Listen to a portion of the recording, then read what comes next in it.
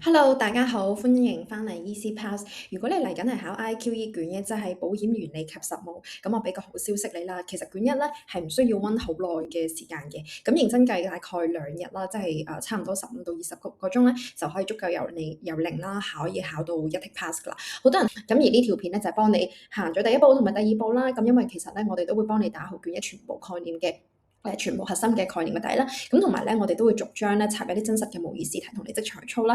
咁睇完呢條咧，就即刻可以去翻咧 easypass.hk 啦，去做翻 mock 同埋練習嘅。咁全條片裡面咧，只要你記住2章，第3章6大原則同埋第6章嘅監管。點解咧？因為呢2章加埋咧，其實係有超過佔咗成份卷一半嘅分數嘅。係啦，咁我哋而家咧就即刻開始講解第一章保險與保險嘅功能。咁呢一章咧，其實佔咗12% 嘅。講嘅風險咧，其實係全章卷嘅地基，因為保險呢樣嘢咧，本質就係處理風險。你唔搞清楚保險係咩咧，其實後面幾章都會蒙查查嘅。咁考試咧最中意玩呢3個字，聽落去好似嘅喎，但係其實嘅意思係好唔一樣，你一定要分得好清楚。咁我用一場火災嚟連串佢哋，咁你就會掌握到噶啦。第一個字係風險 risk， 定義係損失嘅唔確定性。個 keyword 咧係唔確定，你唔知會唔會發生，唔知會唔會損失幾多。咁舉個例啦，你間屋可能會發生火燭，亦都有可能係成世都唔會。正正係因為你唔知，而呢份唔知咧就係個風險啦。咁如果一件真實嘅事件係一定會發生，或者係100%唔會發生咧，咁其實就唔會有風險可言㗎啦。咁第二個字係危險啦，咁定義咧係損失嘅直接原因，用翻個火災個例子啦。咁個危險咧就係個火係佢直接燒毀你間屋嘅，其他常見嘅危險有水浸啊、盜竊啊、地震啊、颱風，你可以咁記啦。咁其實危險咧就係個兇手嚟嘅，係佢直接造成個損失嘅。咁第3個咧就係危害啦，咁定義咧就係一啲會增加損失發生嘅機會，或者係令到損失更加嚴重嘅因素啦。佢唔係直接造成損失，而係個幫兇嚟嘅。同樣用火災做例子啦，如果你屋企堆滿咗好多雜物啊，同埋易燃物品啊，一陣着火咧會燒得零舍犀利，咁呢堆雜物咧就係個危害啦，咁會令到個損失咧會變大嘅。而危害呢個位咧仲會細分為3種嘅。咁第一種咧係實際嘅危害啦，咁係實物客觀上面嘅因素，譬如話電線老化、樓梯冇扶手啊、屋企擺咗一大堆火水啊，咁呢啲你摸得到、睇得到嘅咧，咁都係一啲實際危害嚟嘅。咁第二咧就啲道德嘅危害啦，咁就有啲人可能佢唔誠實嘅意圖啊，或者有心去呃保險啊，譬如話人特登放火燒咗自己盤生意，等收保險嘅賠償啦，咁呢個 key 咧係存心不良，係有呢個道德問題嘅。咁第3咧就心理嘅危害啦，咁你要注意咧，就係呢個唔係特登係想去呃人嘅，而係有啲人可能佢買咗保險之後咧就變得大安旨意啦，掉以輕心。咁譬如話你架車買咗全保，於是咧就泊車唔鎖門啊，咁心諗唔見咗都有得賠啦咁樣。咁呢種係因為有保險而變得疏忽嘅心態咧，就係一個心理嘅危害嚟嘅。咁心理危害咧同埋道德危害咧係好易撈亂㗎。咁你記住啦，道德咧其實係壞心腸咁解。係啦，咁心理咧係懶啦，係啦，有咗保險咧就會疏忽咗。咁一句總結啦，就係危險咧就係個兇手嚟嘅，直接嘅原因嘅。係啦，咁危害咧就係個幫兇，會令到加大個損失嘅。咁風險咧係一個唔確定嘅結果。係啦，咁跟住咧搞清楚呢3個字之後咧，咁我哋就會講風險嘅分類。咁考試通常都會問邊種風險可以保啊，邊種風險唔可以保啊。咁咧個 key 咧就要記住2對嘅。咁第一對咧就係純風險同埋投機風險。咁純風險咧結果只有2個嘅啫，一係蝕，一係冇事。係啦，唔會因為件事發生咗而你有得賺嘅。譬如話你間屋燒咗就蝕㗎啦，唔燒就冇事啦。咁冇可能因為呢間屋而賺到錢嘅。而呢種得蝕冇賺嘅風險咧，先至係可以可保嘅對象。咁簡單嚟講，純風險先至可保嘅。咁第二種咧就係投機風險啦。咁投機風險咧結果有3種嘅，第一就係賺啦。第二係蝕，亦都可以打個和嘅。譬如話你買股票啊、開餐廳啊，有機會賺大錢，亦都有機會蝕錢啦。咁因為你肯主動去搏，而且有得賺咧，呢一種風險咧，一般係唔可以保嘅。你唔可以買一份保險去賭股票輸咗就有得賠咁樣啦。咁記住啦，有得賺嘅係唔保嘅，淨係會蝕嘅。先至係可保嘅。咁第二對我哋要記住嘅咧就係基本風險同埋特定風險啦。咁基本風險咧嘅意思係好廣泛，成個社會嘅一啲風險啦，譬如話天災啊、戰爭啊、經濟衰退啊、疫情啊，因為呢一個咧係會影響太多人啦，咁賠唔起嘅，所以一般咧商業保險咧係保唔到，多數咧都要政府去出手嘅。咁特定風險咧，即係會影響個人層面嘅風險，譬如話你架車俾人偷咗，你間鋪火燭，因為個範圍細計得掂啦，呢一種咧先至係一般保險嘅對象嚟嘅。記住，成個社會一齊中嗰個叫做咩啊？基本風險係保唔到嘅，淨係你一個中嗰個咧就叫做特定風險係可以保得到嘅。咁一個風險真係可以保啦，咁要符合幾多個條件咧？咁我哋就要記住呢6個嘅。咁咧我就會逐句咧解釋點解佢要咁樣做。咁第一咧係損失係要偶然嘅。意外嘅，唔可以係必然啦，亦唔可以係你自己整出嚟嘅。譬如話你自己放火咁，梗係唔會賠啦。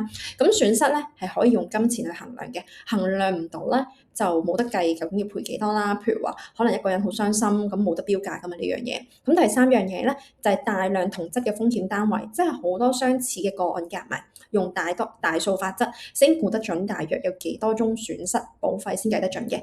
咁第四咧唔可以係災難性嘅。係啦，咁如果一出事就全部人一齊中啊，一鋪清袋啊，咁保險公司咧就會賠死啦。譬如話啱先講嘅基本風險、戰爭啊、大型嘅天災啊咁樣。咁第五咧就係損失要可確定可以計量嘅，出事嘅地點啊、時間啊、金額呢啲都可以查證得到嘅。咁第六咧，保費要經濟上面負擔得到啦，而且唔違反公眾嘅利益啦。保費貴到冇人買就冇意思啦。保啲犯法嘅嘢，譬如話保你走私成功，咁呢啲違反公眾利益都係唔可以嘅。咁呢6個字咧係唔使逐隻字去背嘅，但係你要明白點解要有呢個條件啦。咁變咗你去考試嘅時候，啲情景題咧就要識得去揀啦。咁跟住咧。喺右手邊啦，咁我哋就會講埋咧就保險嘅風險嘅，咁主要咧個功能有2個啦，咁第一咧就係風險轉移同埋損失分擔嘅。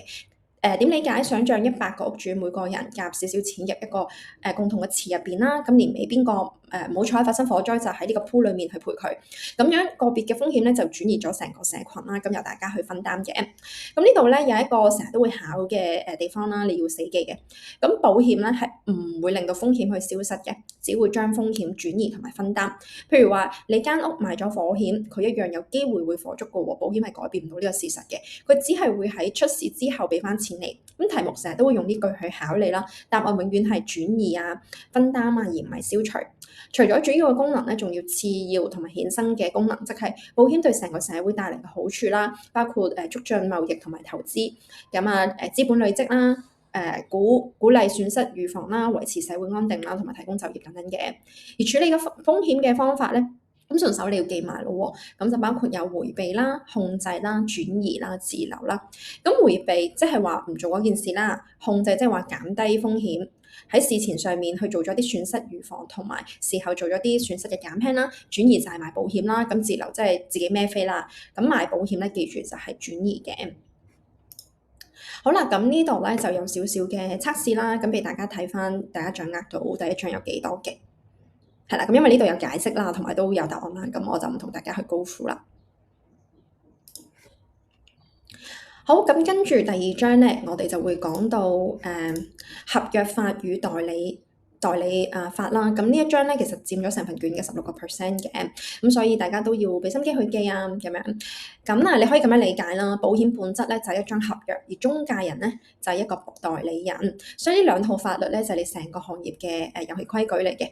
咁首先咧，我哋就講合約法啦。一張合約需要有法律效用咧，要具備有6個條件嘅。咁咧就大家要記一記啦。咁第一就係要約 offer 啦，咁係一方去提出一個條件嘅。咁譬如話用一個買咖啡嘅例子去做一個 example 啦，就譬如話去到個鋪頭，你話要杯凍咖啡，咁第2咧就係承約啦，咁另一方去接受，咁個店員就話 OK，咁呢嗰杯咖啡就35蚊啊咁樣。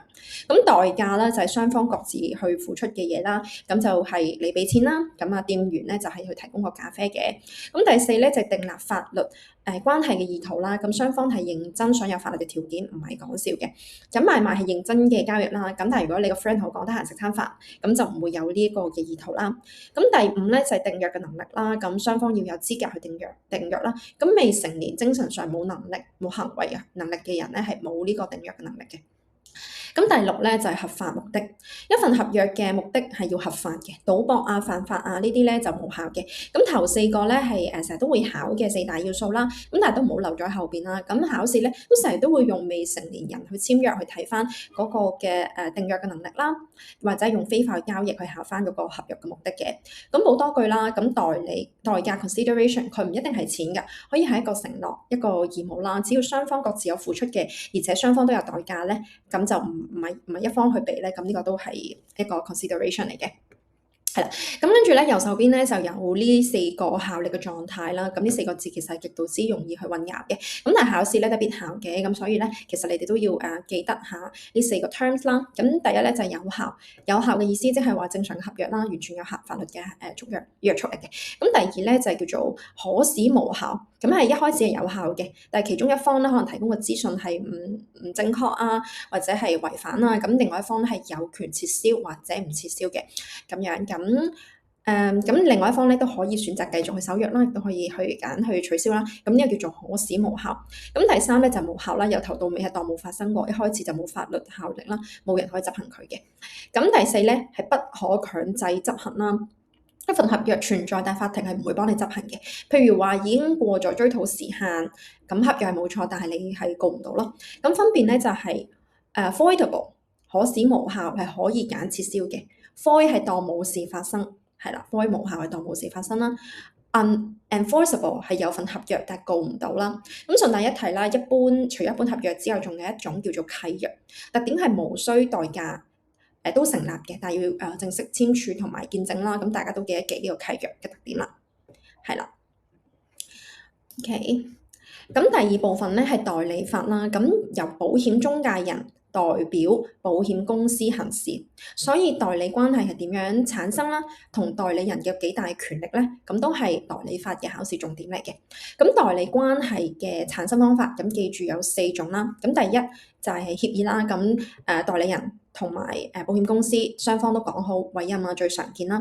咁第二咧係追討，即係代理人做咗啲事，委託人事後再批准認咗呢條數，咁我哋叫做追認啦。咁第三咧係必須，喺呢個情況底下，為咗保障委託人嘅利益而唔得唔代表佢咁樣去做啦。咁第四咧係不容否認啦，你嘅行為令第三方合理相信存在代理嘅關係，事後你就唔可以反口去否認啦。咁呢個咧都要記協議啦、追認、必須同埋不可否認。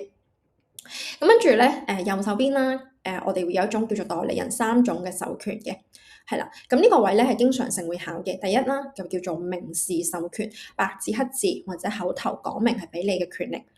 咁第二咧係默示授權，冇講明，但係你個職位咧應該有咁嘅權利。譬如話一個銷售嘅代理，你應係有權去遞交投保嘅申請嘅。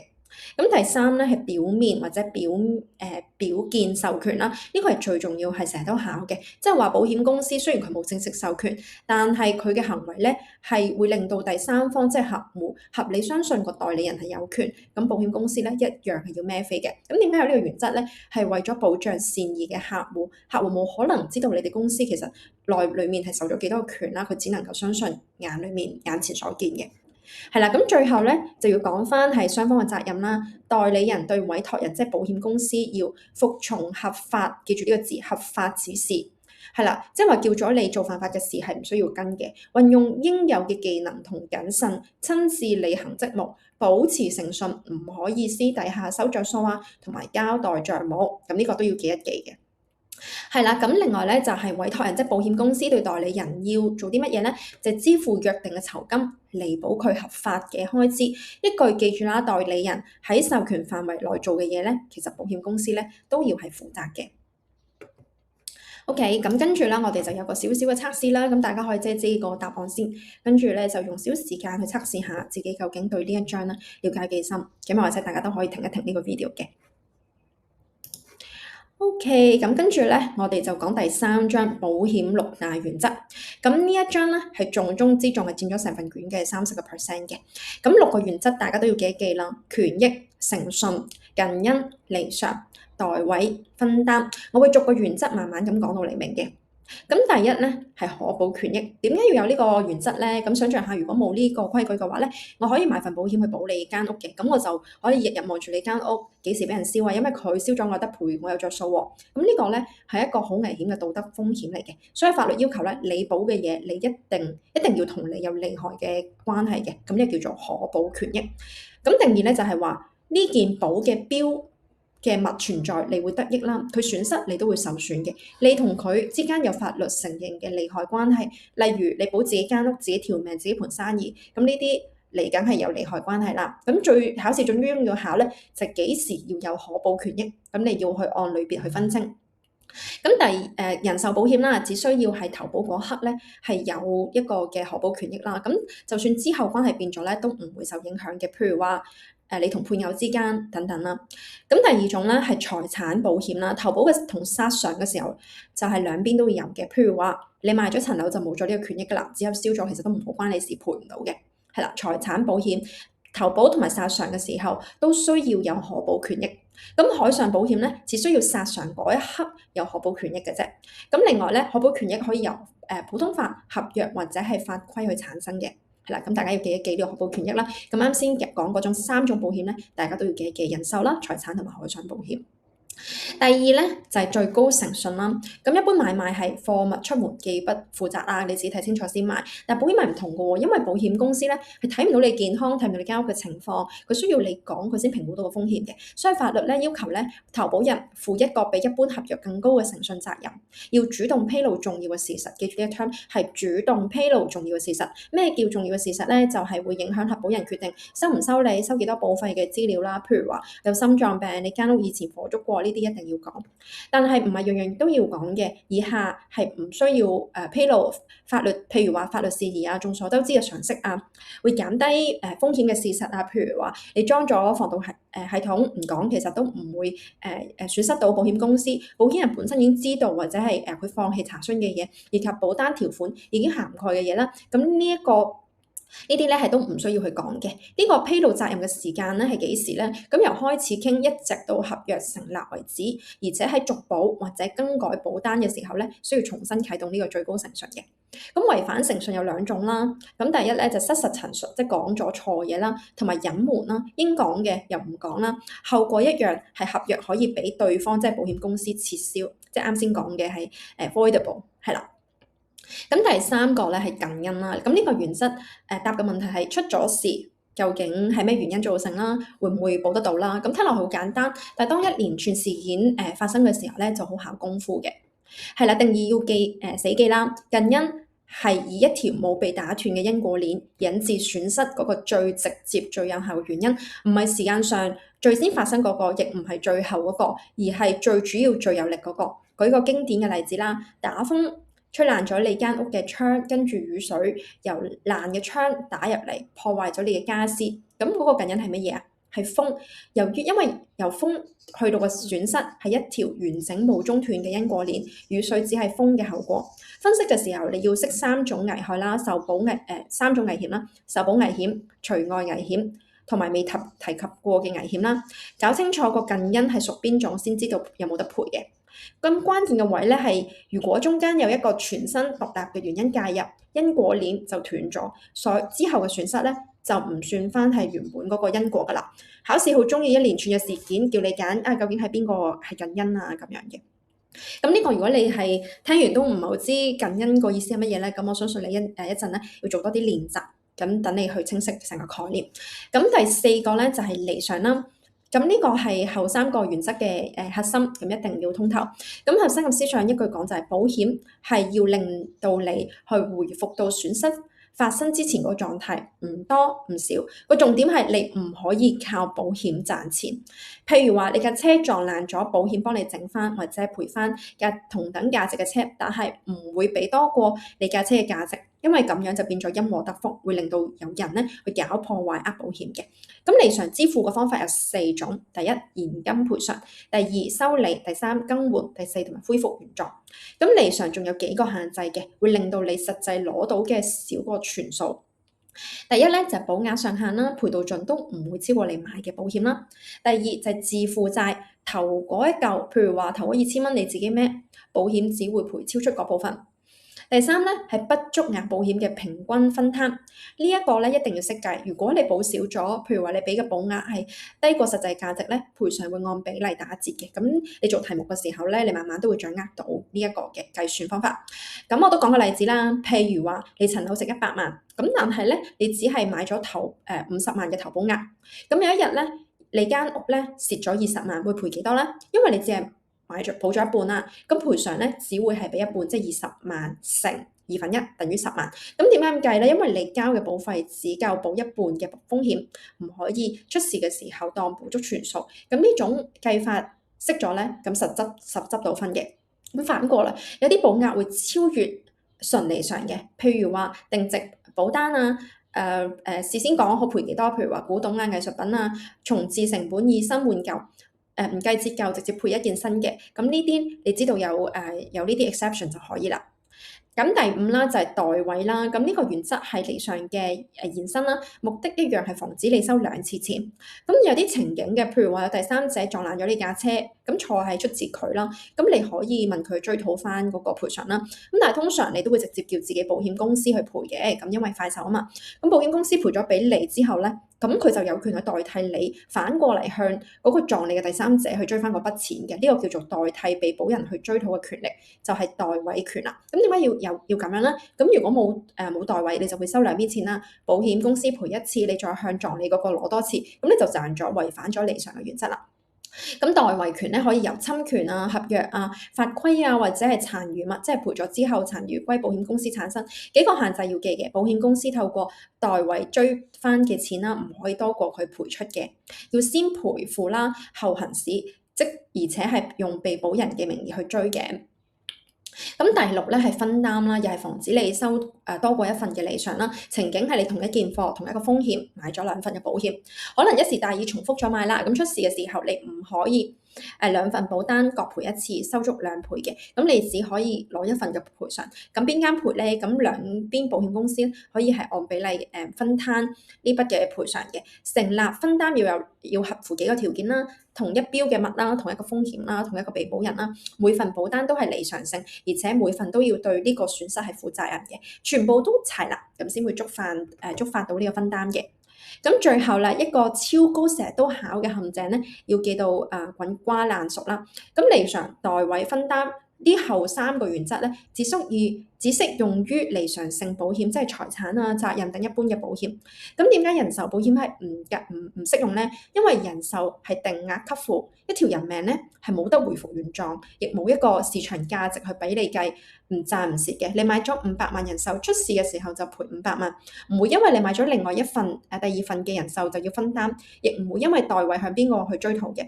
所以當題目去問以下邊個原則唔適用於人壽保險嘅話咧，答案就係離常、代位、分擔呢條分咧，你一定要識得去拎啦。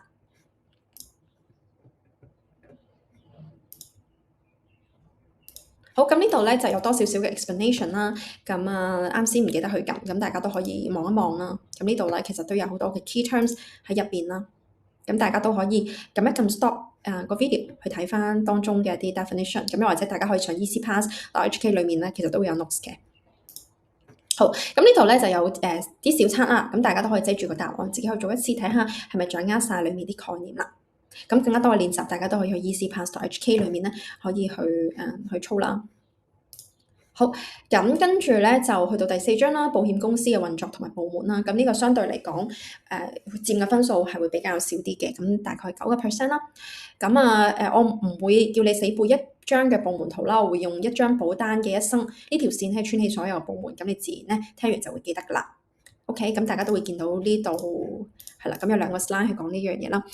咁想像咧，一張保單咧由出世到理賠啦，咁會經過邊啲部門咧？咁第一站咧係產品開發，係啦，設計一個新嘅保險計劃啦，諗清楚保乜嘢，賣俾邊類嘅客啦。咁第2咧就係精算啦，係啦，精算由精算師去負責去定價，即係保費收幾多啊，同埋計準備金，同埋預留幾多錢應付未來嘅賠償啦。呢個係好技術性嘅數學工作嚟嘅。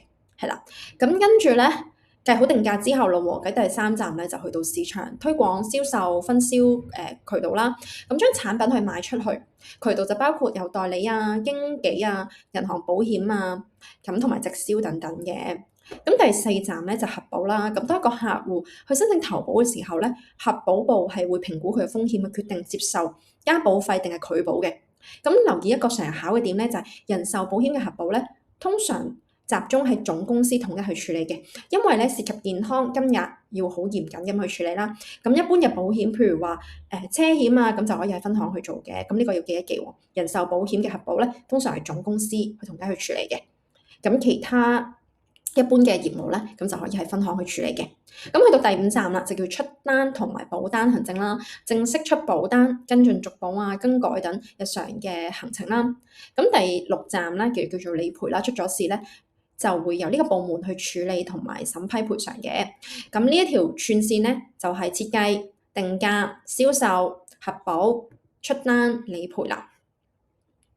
另外咧，有幾個部門咧，就考試都會特別問嘅，你要識啦。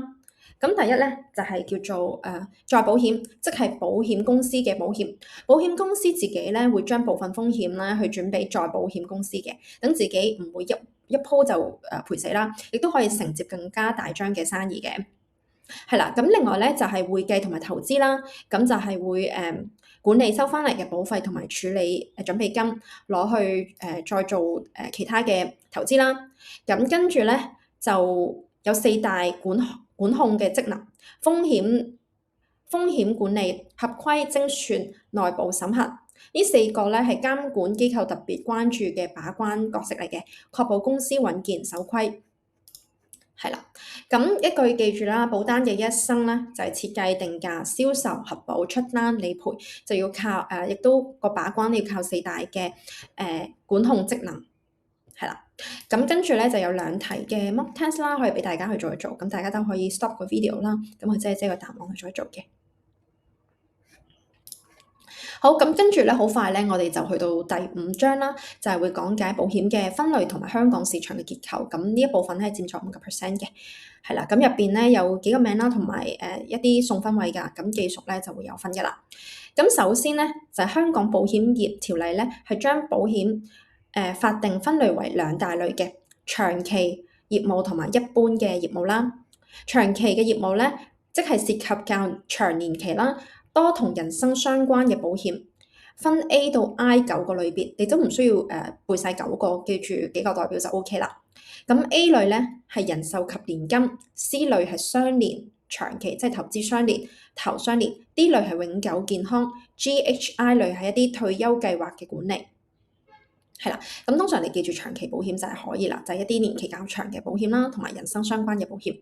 咁一般嘅業務咧，即係財產啊、責任咧，咁就分咗17個類別嘅，包括意外啊、疾病啊、汽車、船舶、貨運、火災、財產損壞、一般法律責任、信貸、法律費用等等嘅。除咗法定分類咧，仲有一個功能性嘅分類。即係話按保乜嘢嚟分嘅財產、責任、金錢利益、人身四大嘅類別。係啦，咁跟住咧就認識下市場上面有幾種嘅人啦，啲名要分清楚啦。第一咧就係股份制保險人，由股東去擁有，即係一般商業保險公司。咁第二種咧就叫做商戶保險，由保單持有人自己擁有嘅，冇外來嘅股東。咁第三咧係專屬自保，咁大企業自己開一間保險公司嚟保自己嘅風險嘅。係啦，勞合社特別注意啦，佢係一個承保嘅市場，唔係一間嘅保險公司啦。呢個就會係成日都考嘅陷阱啦。保賠協會係船東之間互保嘅組織嚟嘅，係啦。咁呢個即係大家都記咁就可以啦。再保險本身都有分類嘅。係啦，按安排方式去分啦，臨時再保險同埋合約再保險有兩種啦。咁按分擔方式去分咧，比例同非比例咁樣去分嘅。係啦，咁最後啦幾個中介人咧，我哋都會分兩種立場嘅。第一咧就係代理啦，代表保險公司 agents。代表保險公司，經紀 broker 代表客戶，另外仲有銀行啦，係啦，咁呢個都要記一記嘅。係啦，咁最後咧幾個市場團體同埋機構嘅名要識啦。香港保險業聯會，即係保險人嘅代表團體嚟嘅，即係保險公司嘅代表團體啦。保險業監管局係政府監管嘅機構嚟嘅。香港保險學會負責考試同埋 CPD 啦。汽車保險局同埋保單持有人保障計劃啦，同埋保險投訴局係啦。咁一句死記啦，就係勞合社係市場啦，唔係公司嚟嘅。OK，咁啱先講咗好多啦，咁大家都可以做一做小測啦，咁睇下自己掌握到幾多。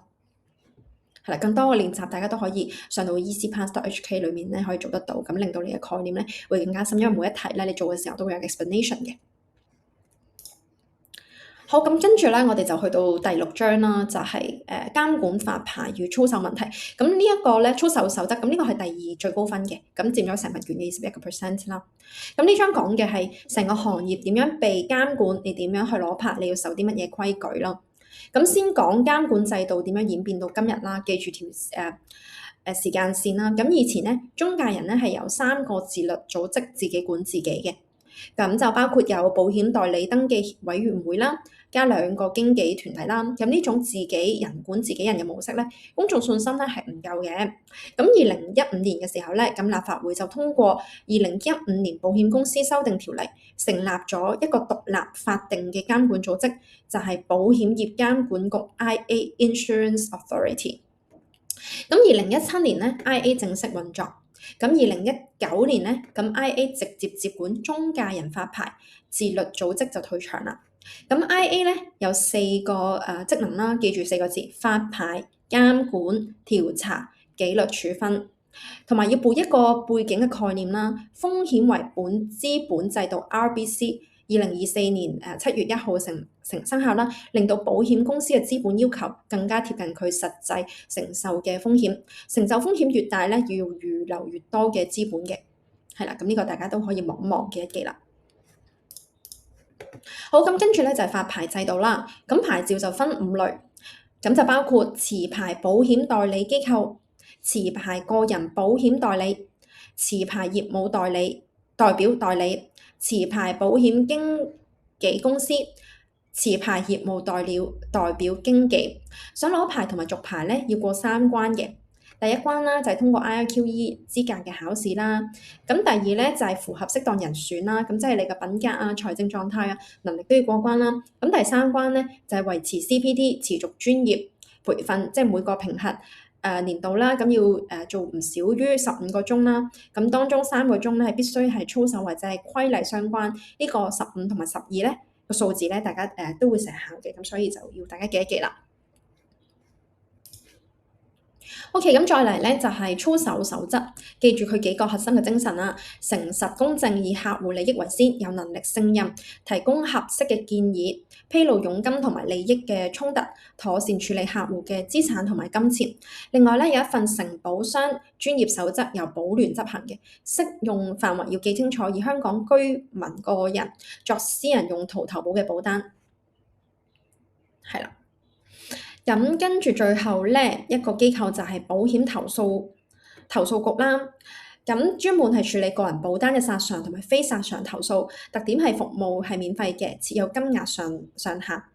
咁之前咧就喺啲研習教材度列明啦，早年個金額係100萬，實際上限近年已經調整到150萬啦。咁大家記住，佢係會處理150萬或以下個人保單嘅索償同埋非索償嘅投訴嘅。